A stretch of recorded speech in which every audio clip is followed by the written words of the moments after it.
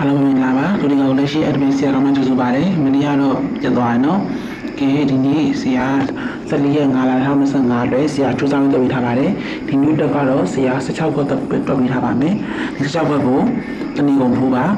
တနေ့လုံးစားပါနော်ဒီ14ရက်5လ2025တနေ့တာစားပါကဲပေါ်လာတယ်ဒီထဲမှာတိုးပောက်ပါစေဒီ16ခွက်ကိုဆရာတေချာလေးတွက်ပေးထားပါတယ်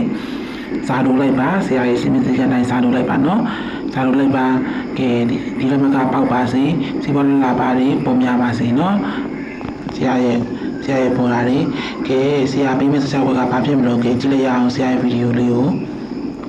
ဒီမှာပါဆရာရဲ့16ခွက်ကတော့2338ခွန်3ခွန်843433335363980898689ဖြစ်ပါတယ်ဆရာရဲ့ channel လေးကို like and subscribe ထားပေးကြပါပေါ်လာတဲ့အသေးသေးသောအစီအစဉ်တွေနဲ့ဆရာကြိုးစားပြီးတော့တစ်ချက်တော့ပါမယ်ဒီတိုင်းပူပြီးမှန်ကန်သိကြတဲ့ခဏလေးကိုတစ်ချက်ပေးထားပါမယ်